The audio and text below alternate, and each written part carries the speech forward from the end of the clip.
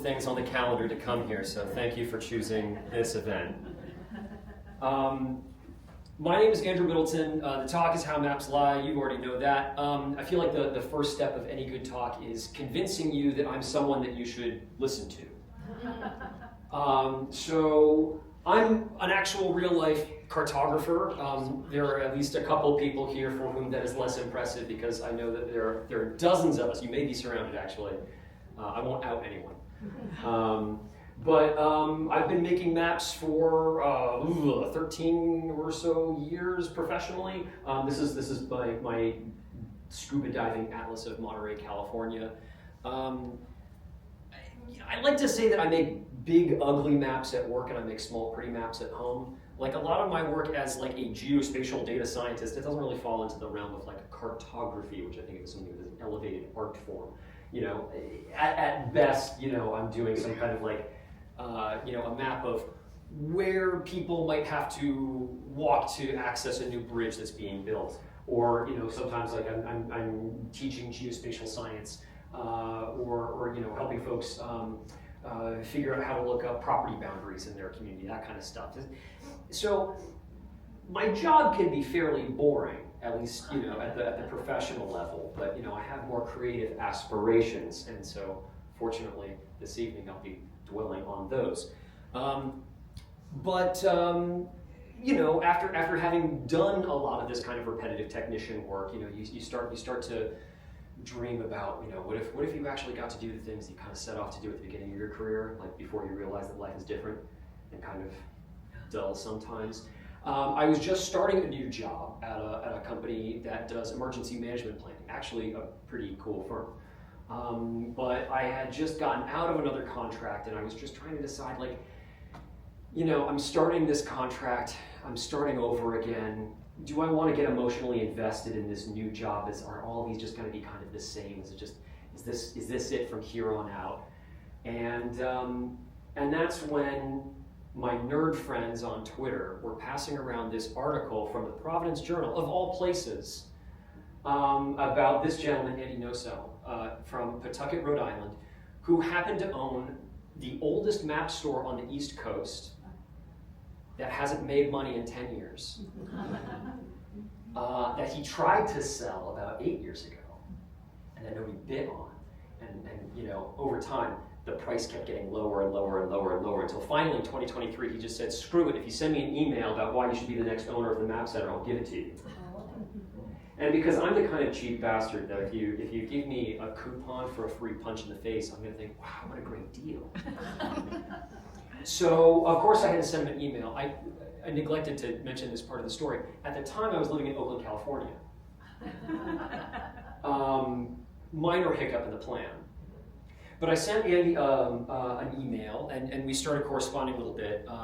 All the while, I'm trying to decide for myself whether or not this is something I want to do. And so I posted on Twitter this poll among all of my friends that said, should I move to Rhode Island to take ownership of a 70-year-old map store and a converted mill building?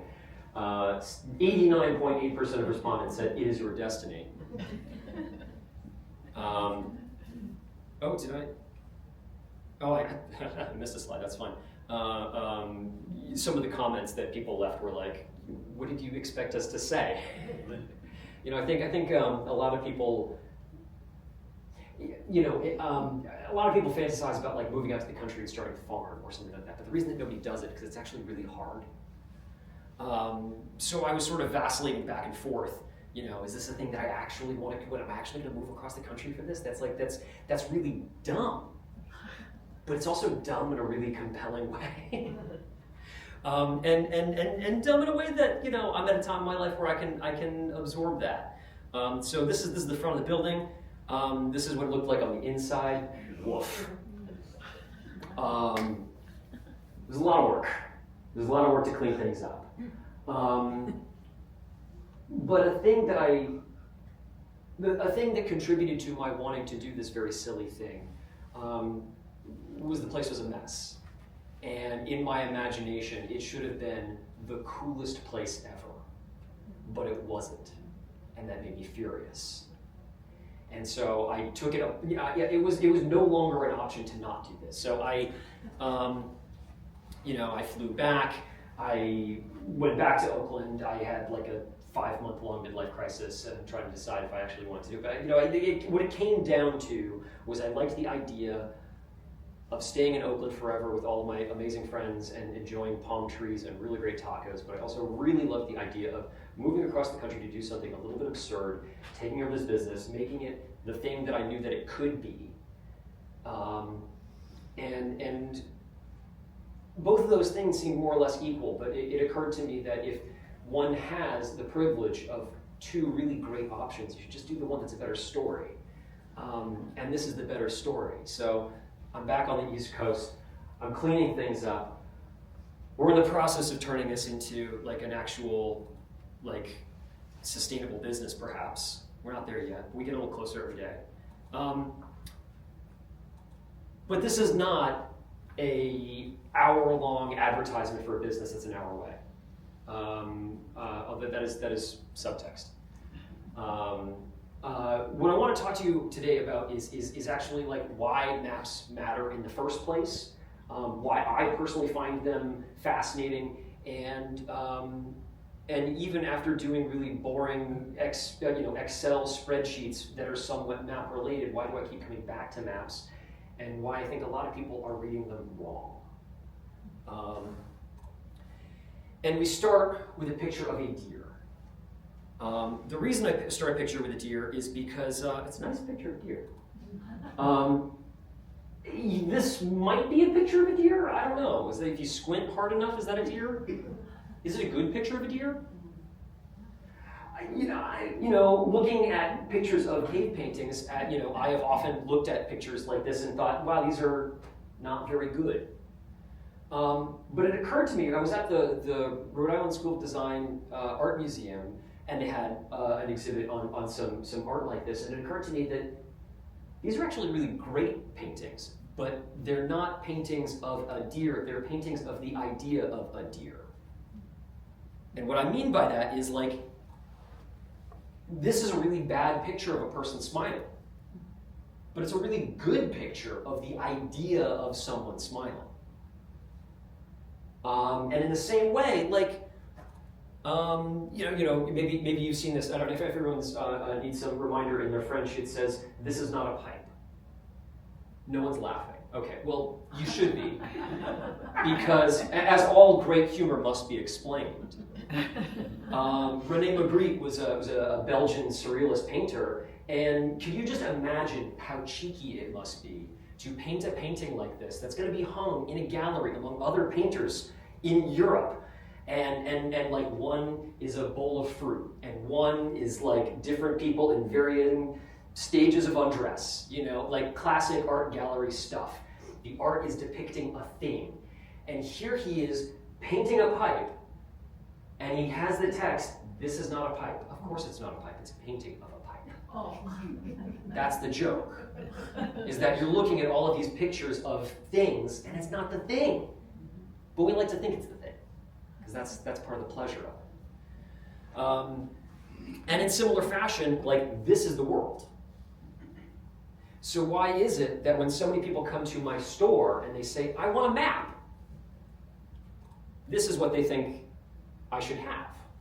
Why is this the map when the world looks super different from that? It's because this is a symbol, in the same way that the cave painting is a symbol of a deer, not a picture of a deer. You're ocean people. You live near the beach. We know that the ocean is not always blue. The land is not always green. Paraguay is not always yellow.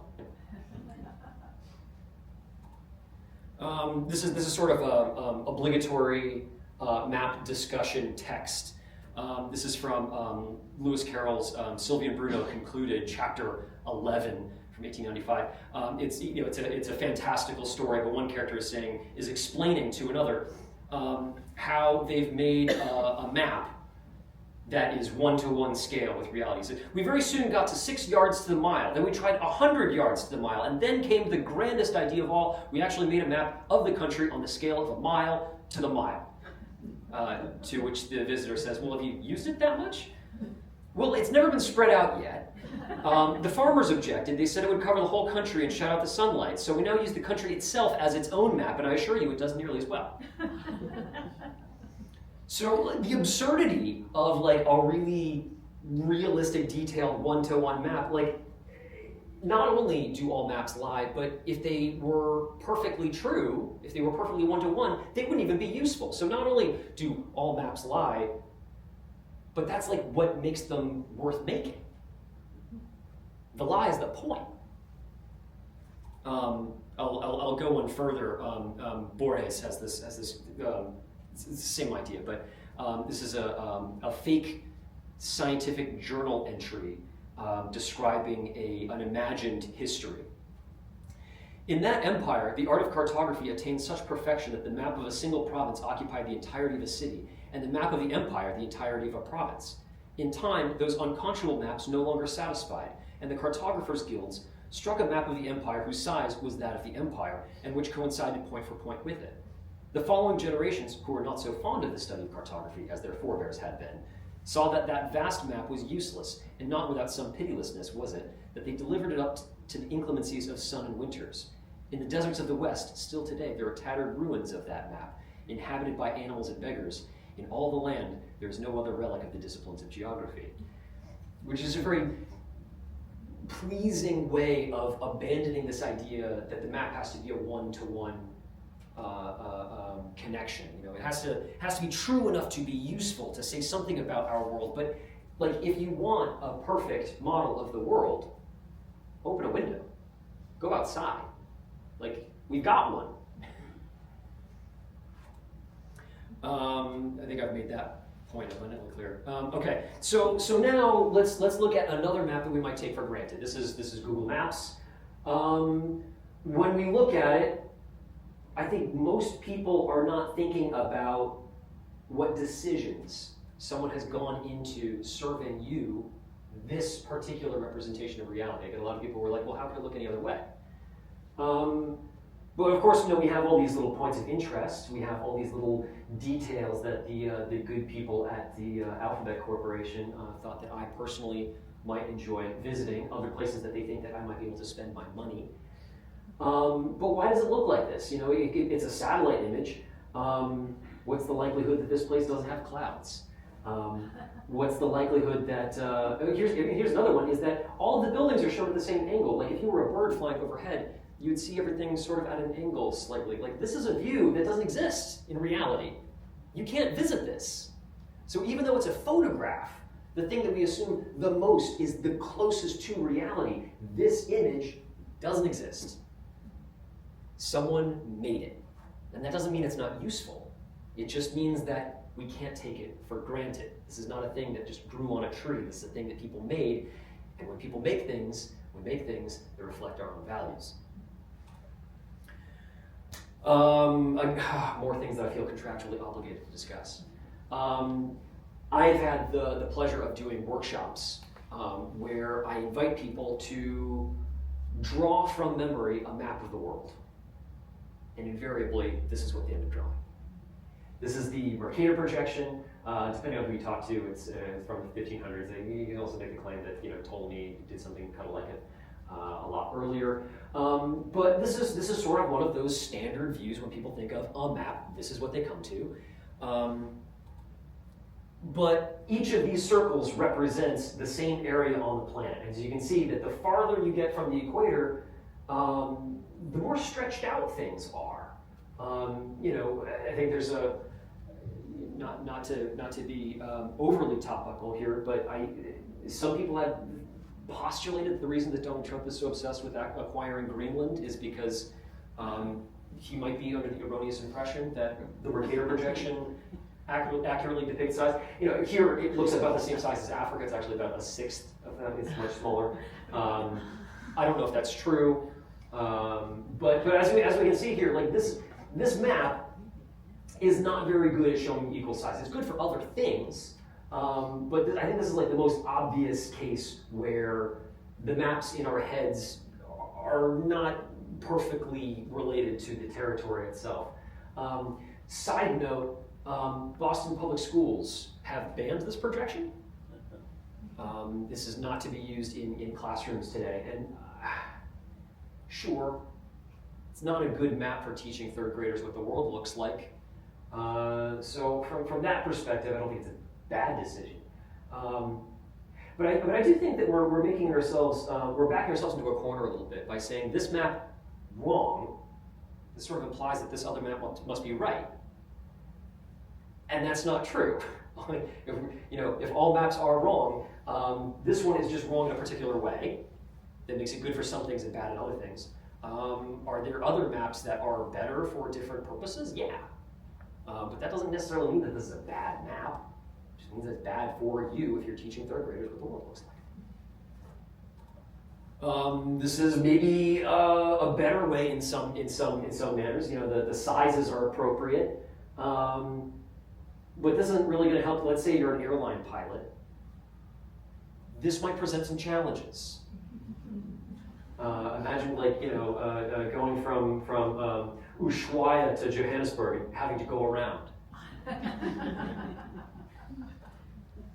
So I actually took that concept, the Molvine projection, and this is my corporate logo. This is more subliminal, very not subliminal, very overt advertising for my store. But I took the logo from this idea that if you draw the world on an orange and then peel it, every time you peel it, have you ever peeled it and formed like a perfect rectangle?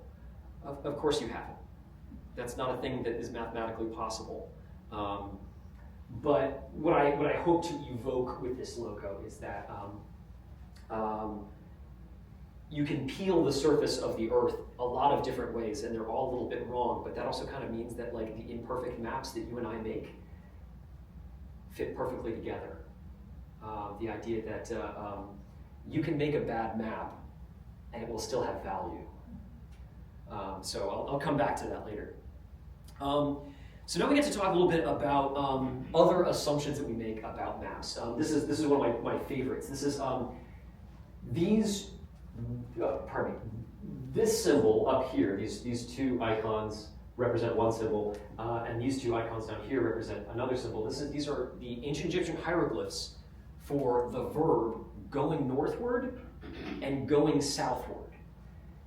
And you might have to use your imagination. I know you were a nautical people, but if this is a Nile sailing vessel, and this is a Nile sailing vessel, but with the sail down. Can you guess which glyph represents the verb to go north? The bottom. This one's going north. Can I put you on the spot? The Nile flows north. That's right. So if the Nile is flowing northwards, to go north, you actually don't need the sail. That's true. So this is the right verb. Logic, wrong answer. Yes, exactly. You're mostly. Oh, that's why I didn't correctly identify an ancient Egyptian hieroglyph. No, you're doing great. So this is the glyph for going south, because the Nile is going to flow north. So if you're going against the current, you're going southward. Which kind of puts a spin on the whole assumption that north has to be, the top of the map. In Egypt, this down here is Upper Egypt because it's literally higher in elevation, and this is Lower Egypt. And when you live in an empire that's so linear, your maps, even your concept of the shape of the universe is sort of longer rather than is rounder.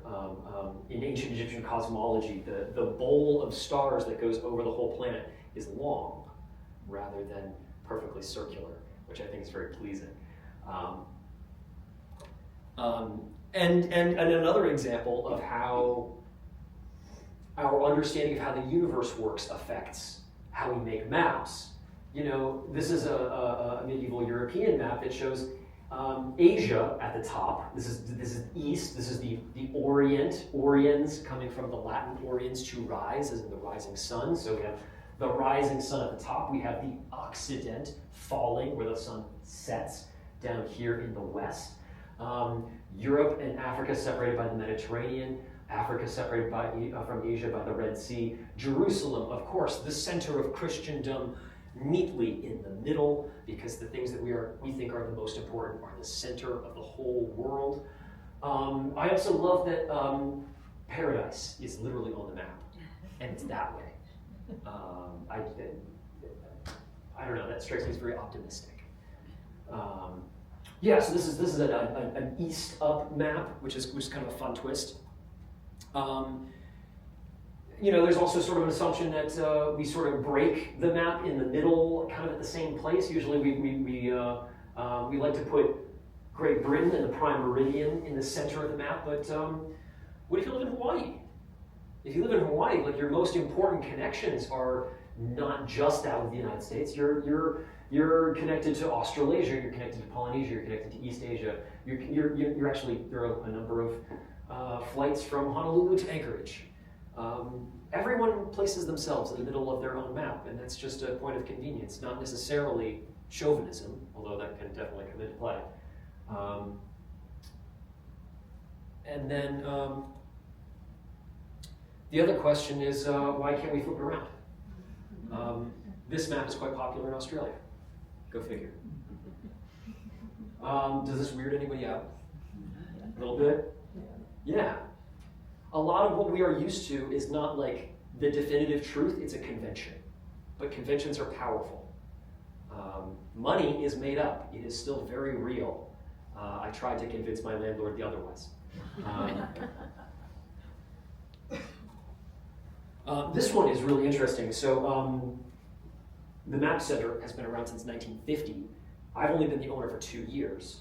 And my first job was just going through and cleaning things and just archiving. What do I even have here? This map is made by Strategic Air Command, the US Air Force, with help from I believe it was the CIA. But this is such an interesting map projection. It's an interesting way of peeling that orange. Look at, like, all the text is up, right? Even though the North Pole is sort of right here. And the reason is that these maps, which are huge, by the way, they're about 4 feet tall. The idea here is that if you imagine being in Washington, D.C., making these kinds of big strategic decisions and imagining the curvature of the Earth curving away from you, this is the view of Asia from Washington, D.C. All of a sudden, the orientation here makes these maps really creepy, because these are the maps that were used to determine what is in range of nuclear bombers in the 1950s. So the perspective matters. Certainly not every map that we make has this kind of consequence. But this map makes me deeply uncomfortable, and the orientation around it makes it very aggressive. This gives me like this pit in my stomach feeling. Like, I don't know, when was the last time you saw a map that like really made you uneasy? This is a really fun one. Has anyone been to Turtle Island? No? Are you sure? I like a map that melts your brain a little bit. This is a map made by a group called the Decolonial Atlas. They're based in New York City. This is a map of North America. I think most of us are accustomed to seeing maps of indigenous people. We're used to seeing, sepia print maps in textbooks that show where indigenous people used to live, that kind of thing. We see a lot of maps made by Europeans of Native Americans. We don't often get to see maps of Native Americans by Native Americans. This map shows all of the place names in the local Native American language.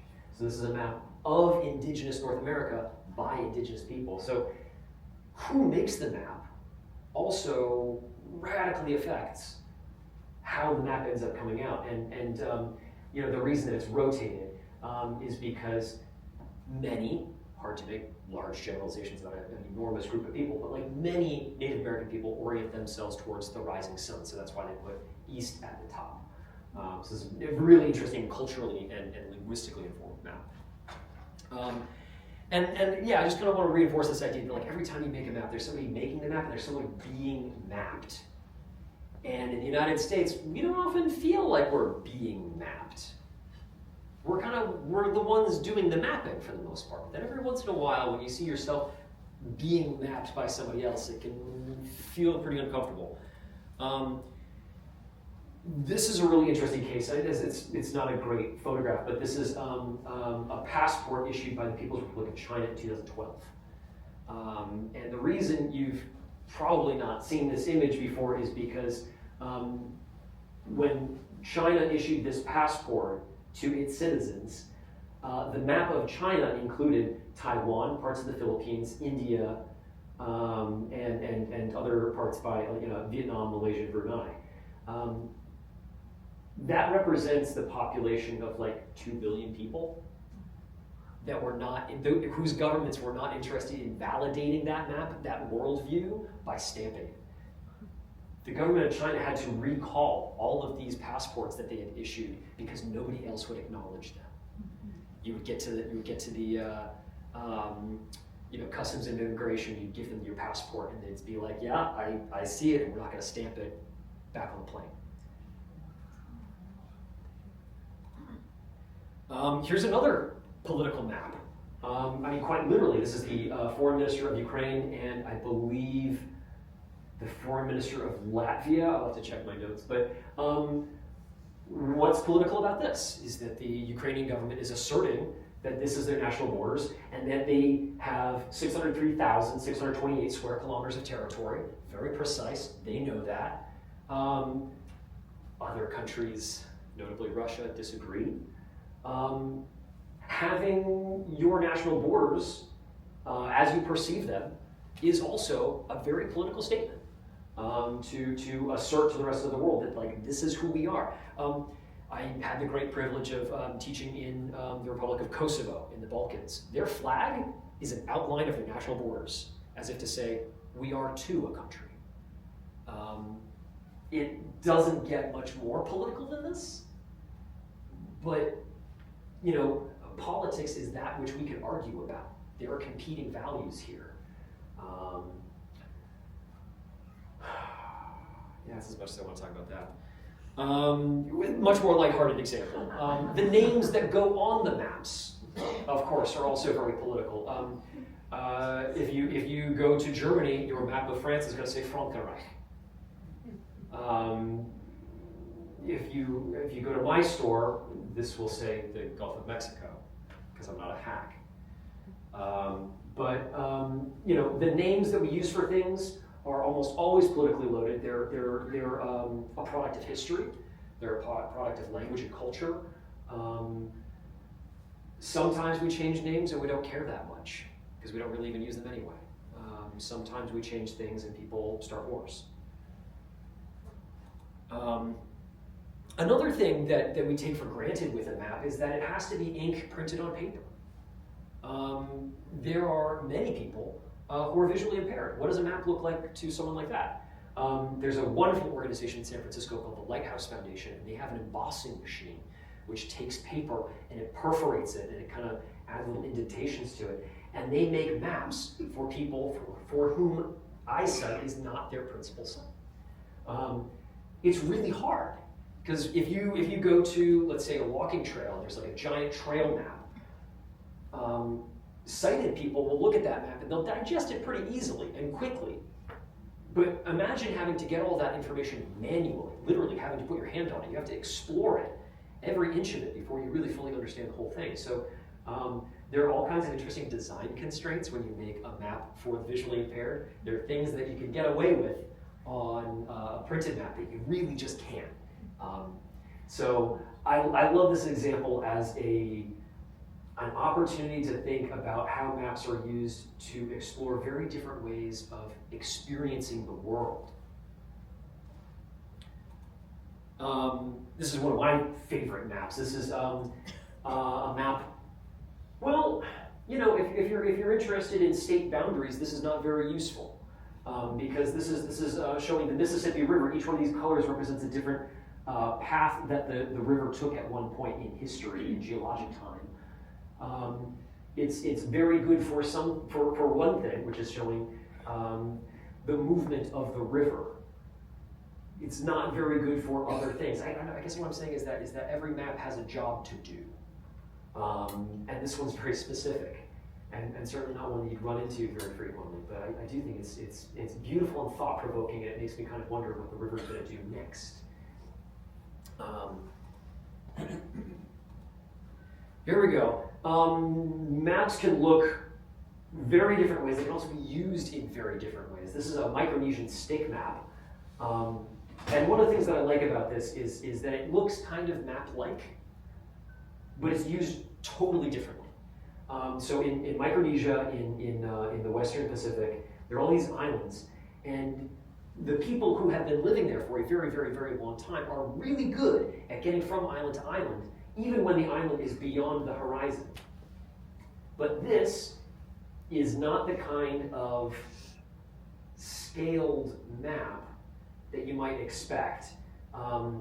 There was a Micronesian or Polynesian wayfinder, Tupaya, who was invited on board,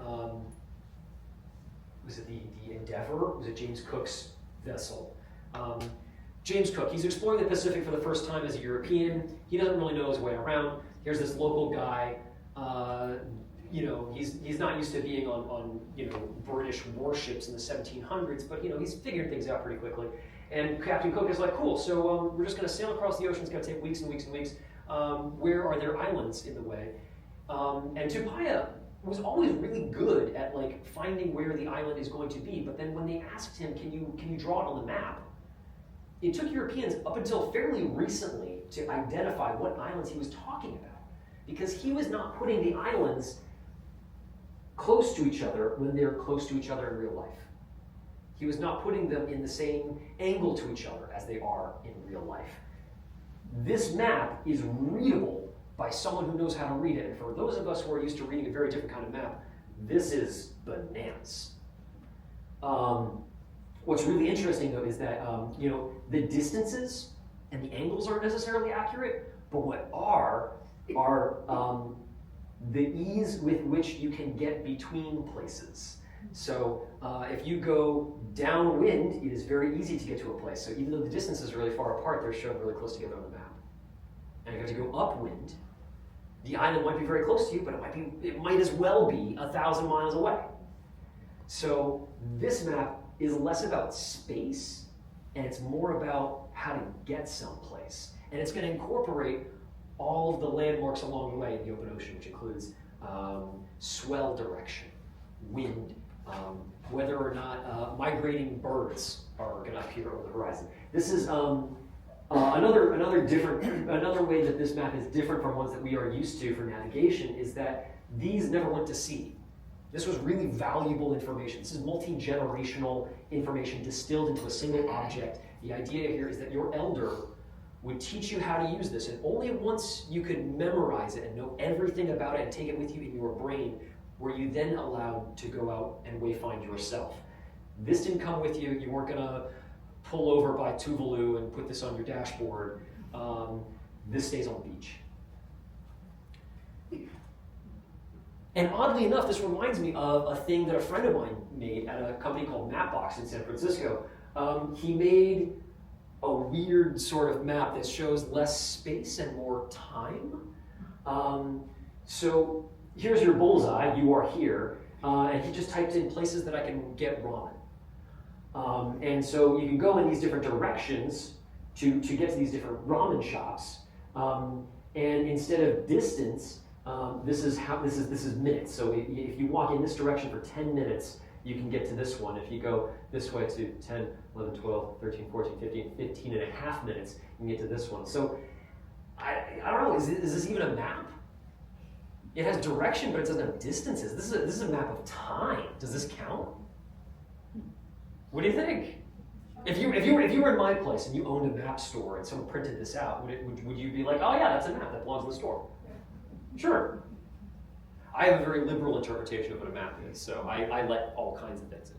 But what about even a straight line? Is this a map or is this sort of an infographic?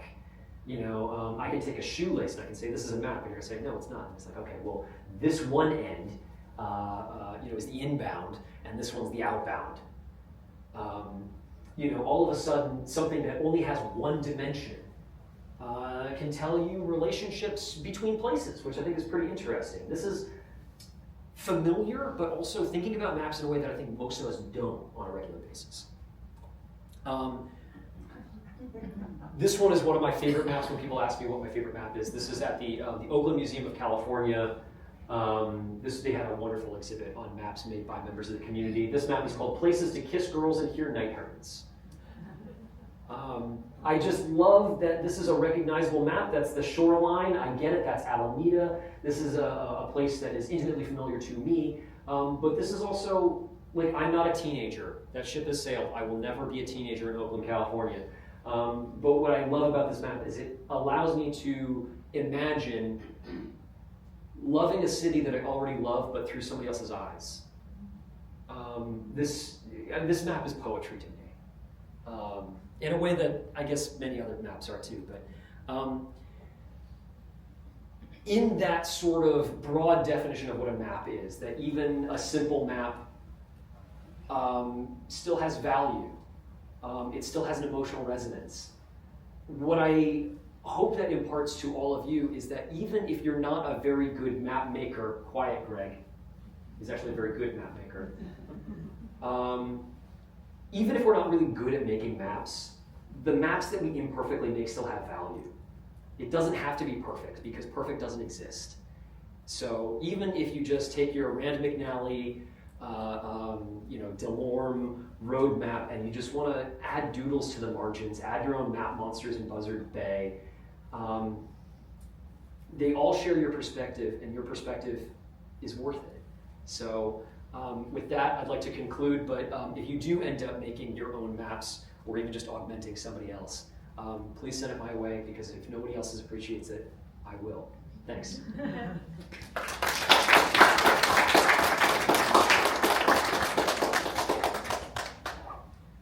Questions? What was the first map you ever made? The first map that I ever made? Oh, I'm sure it was. I don't have it on my refrigerator. I don't know what it was. I feel like that's such a low, slow pitch over the plate, and I don't know. An early one that I actually liked enough to show other people was a map of the Georg Wilhelm Steller expedition of Russia across the Bering Strait. That's a longer story, but yeah, I think it was that. Yeah, that was that. I'll dig that one up later, but thanks. I was just wondering on that map of the Polynesian islands, I assume the shells of the islands and the lines of the swells. You know what part of the Pacific that is? And not a bit. I have no idea. And I'm not even all that interested in finding out exactly. And the reason is because that's a type of indigenous knowledge that you gotta study. That is not a simple map. I'm sure it overlays on the Pacific. I'm sure you could say like this is that and that's that. But I don't know. I think there's something really.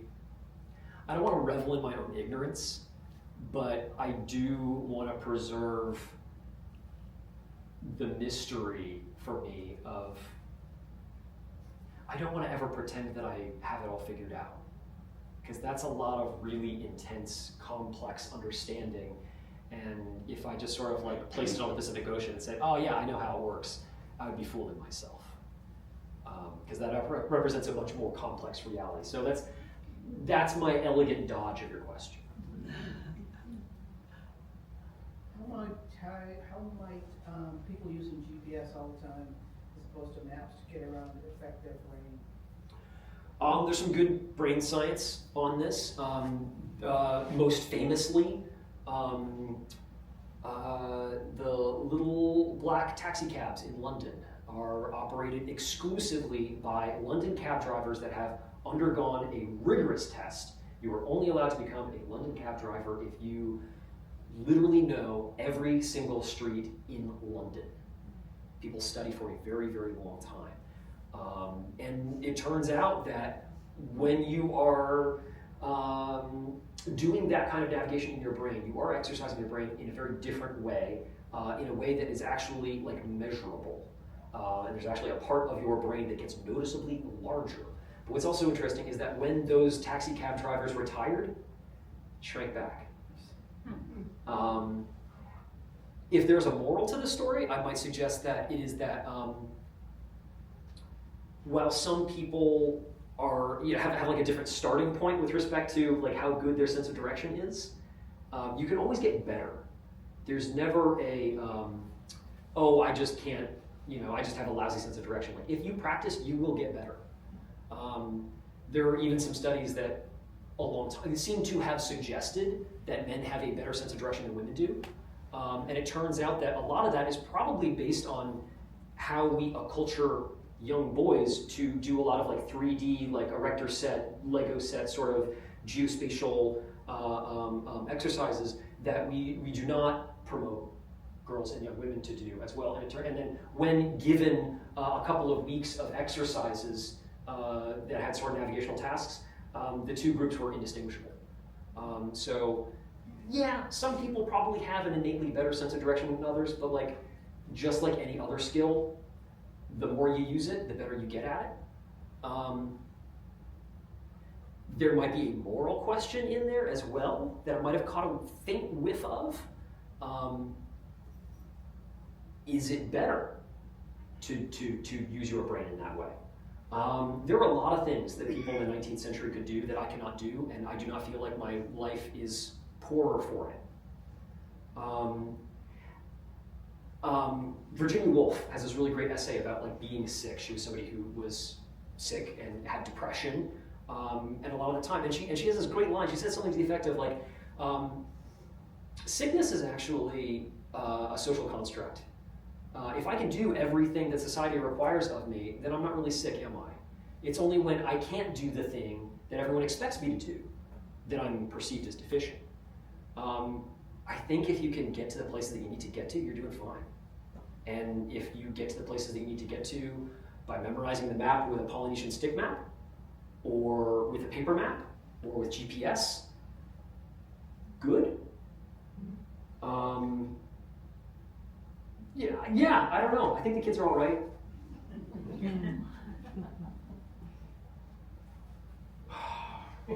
All right, what do you got?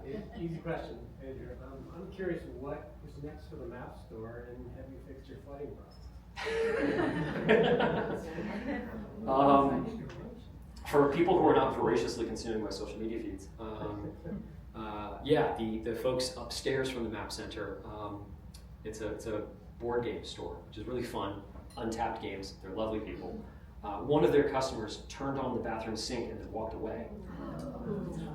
And fortunately, last Thursday night, I was working late because I have poor work-life balance.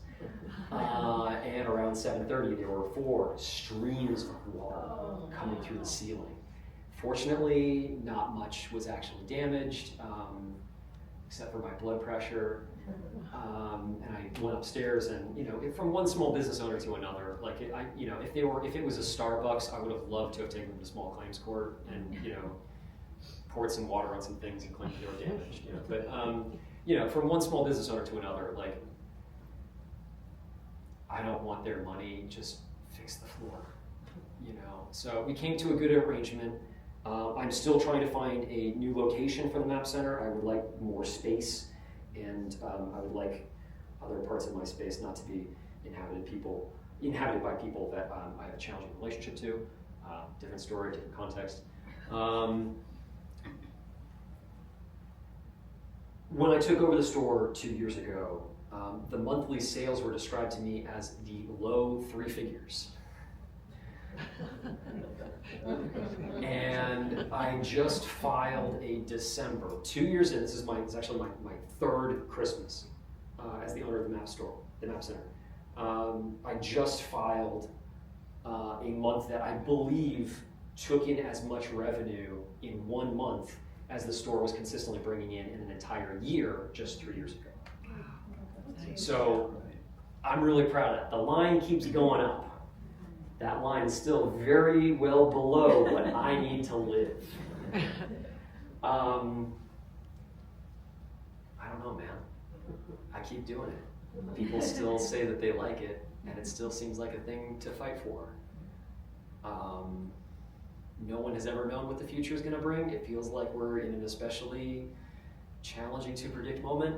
I used to get these really cool maps of the United States made by the Soviet Union that were leaked when the Berlin Wall came down. That's a really fun series. Can't get them anymore because of the tariffs.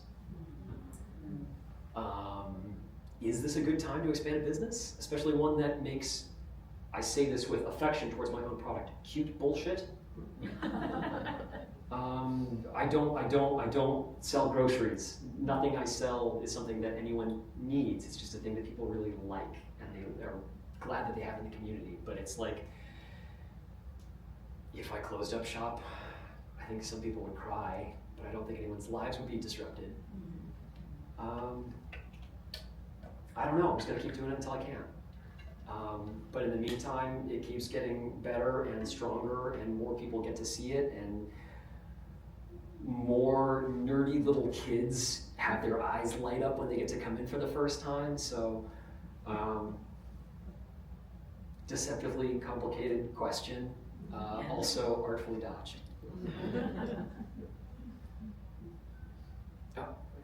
Not to be a pessimist, I don't know how long you're on the West Coast. Were you ever at the Delorme store up in Maine? I don't know, at some point. The Delorme, in, I think it's, Yarmouth. yeah, Yarmouth, good, okay. I knew it was one of the copies, it wasn't, Yarmouth, yeah, okay. Yeah, no, extremely cool. Delorme doesn't really have an active office there, I don't think. And I think the visitor center's closed down. But like for a while, that was kind of all they had was just like their giant globe, which admittedly was pretty dope. But there's also Mainly Maps and Frames in Portland, Maine, which is really cool. It's an antique map store. Since I'm also like shouting out other antique map stores around that I really like, Mainly Maps and Frames is really good. I would like to emphasize that the Map Center is not an antique map store. I have a couple of old maps, but I'm more interested in maps made by people who are still alive and paying rent. The new maps are so much more interesting. Because let's think about it, if you were like making a map in the 19th century, you needed funding, you needed access to printing, you may need an old wooden ship that you can command for a little while, you might need like a brass theodolite. You had to be literate. In all honesty, you probably had to be a white man in order to make a map in the 19th century that was going to get printed and published. Now, it is easier to make a map, which means that maps are coming from more types of people, which means that they are telling stories that we could only, people in the 19th century could only dream of telling. So, visit the antique map stores. I love them. They're fun. Chatham, Yarmouth, Portland, Ann Hall Prints and Antiques in Newport is really lovely. But I'm gonna let them do their thing, and I'm gonna do mine. I don't want to cut in on their territory, and I think that they can't cut in mine. I think mine are too cool. How about, if you're familiar with I used to have, I think the Raven maps or something, they do those cartographic maps. Is that the kind of Raven Maps is great. They're a subsidiary of Eastview MapLink. They just got acquired last year. I got to hang out with them at the North American Cartographic Information Society. So it's a real rager of a party. I mean, like, you're laughing, but like I watched 3 National Geographic cartographers absolutely house some locals in beer pong at a bar in Louisville. It was pretty epic. It's not a joke. That's the thing I bore witness to. Where was I going with that? So I was just, is that the kind of thing that you could come up with a neat idea or? Oh yeah, and like everyone's got a fun shtick. But like most makers of maps, like it takes a long time to make something that's good. Everyone can make something that's like normal, but if you want to make something that's like really noteworthy and memorable and worth framing and putting on your wall, that takes a lot of time and effort. And most people who make maps do not have an enormous catalog of maps that other people can buy. The good stuff takes a while, so you might have a few things that are really good. And so a lot of independent cartographers will sell their stuff on their own personal website or maybe on Etsy, but there are very, very, very, very few in-person like retail environments where you can actually like go in and see a map made by someone who's still breathing. And that just means that like the one map that this one person's really proud of, like I can bring that one to the store, you know, and oh, you've got two over here, like I'll take those two in, you know. I can have a wider diversity of maps than any one person can produce. You know, and I like to think that helps people find those works better. Because otherwise, like you click on one thing map related on the internet, and then like Facebook is going to keep like sending you a few things, but like they're mostly the same things. And there are a lot of people who are making incredible work, and they're not like discovered yet. So I perceive part of my job is finding really talented people that are making cool things and like elevating them so that people who aren't like deep in the nerdery also get to experience these beautiful things. I'm not necessarily taking credit for other people's work. I just enjoy getting to be the one to share them with people. That's a real privilege. Yeah. So anyway, that's your you know, small business talk. That's the strategy. But yeah, I've got a couple of rated maps for sale. They're good. I do have a couple of maps on the back table. I've got a copy of Maps on Vinyl by my friend Damien Sonder. It's a book of vinyl album cover art that happens to feature maps, so it's kind of a book about the places that make the music. There's a 1950s Shell gas station road map of southern New England with 66 meters of sea level rise added to it to imagine if the oil companies actually got their way. And there's also a map of Venezuela made by Mobile, because we are a topical show. But perhaps applying maybe some of the ideas that we talked about this evening, I invite you to look at this map and wonder who made it, for whom. Are you the audience? Is it somebody else? See what you can learn from this map and see if you can learn something that the author didn't intend to. So that's my challenge to you. Other questions? One more. Oh, one more. Who are your best sellers? My best sellers? You know, what types of maps are most popular and that turns over your cash? Yeah. My inventory is so all over the place. I don't have like a tentpole product. Yeah. I've got a pretty basic map of Rhode Island that does really well. It's fine. I don't play it up, but a lot of people just want something kind of simple and nice to, you know, envision the state. It's not what I'm excited about, but I get it.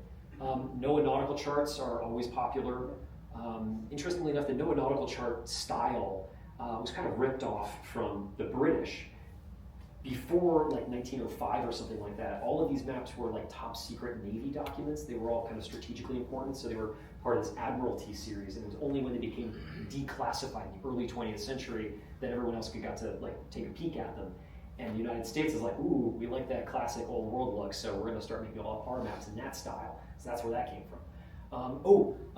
I have a reproduction of a map of Narragansett Bay from 1776. And I love it because it's a great example of this map or be mapped situation. It's a map made by the British Navy of Rhode Island. We're not the good guys. It's an invasion map of Rhode Island. There's a little table in the corner that has the size, location, and number of all the guns in the colony.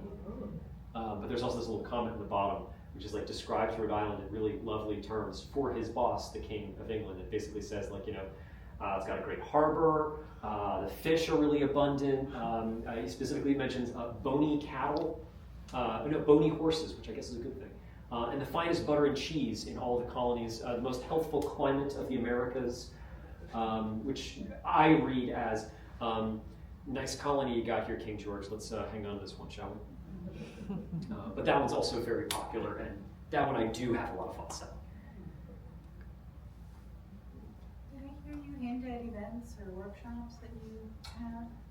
I have done a few, and I've not done as many as I would like to. I've done some orienteering workshops, so map and compass, running through the woods, always way fun. I have an activity that I call Map for a Cat, where I invite people to make a map of a common space from the perspective of different animals. in a black box? What's that? In a black box? In a black box, yeah, no. But like, if we were to do it here, this side room, you're making a map for a mouse, maybe you're all making a map for a pigeon, and we're making a map of this common space, and after making our respective maps for our respective species, we come back and we've produced maps of the same place that look radically different because we're making things from a different perspective for a different audience. So if you were a mouse, you're seeing a forest of legs for chairs. But if you're a pigeon hanging out in the rafters, maybe you see all the chairs as big rectangles. So it's just a fun way of introducing folks to the concept of maps bearing a perspective. So that's an activity workshop that I've done. I teach GIS and LiDAR. Hypothetically, I do a lot of things that I just don't have on the calendar. We're really filling out the advertisement, aren't we? This is I feel like Billy Mays over here. Thank you. Well, that might be a good place to wrap then. I'll be sticking around. One more. You're going to keep us here all night. If we wanted to come to the map center, Yes. Would we call you first? You can come whenever you like. You're open, or you're always there? Wednesday through Sundays. Yeah, you got 10 to 6. It's just me these days. I've got the website, www.mapcenter.com. Thank you. I'm doing a poor job of being as thoroughly commercial as I could. This is the shameless commerce section of the show. Yeah, and then I just kind of did all, didn't I? It's in a big old mill building in Pawtucket, Rhode Island. I'm running out of ad copy. There we go. We're done. Thanks.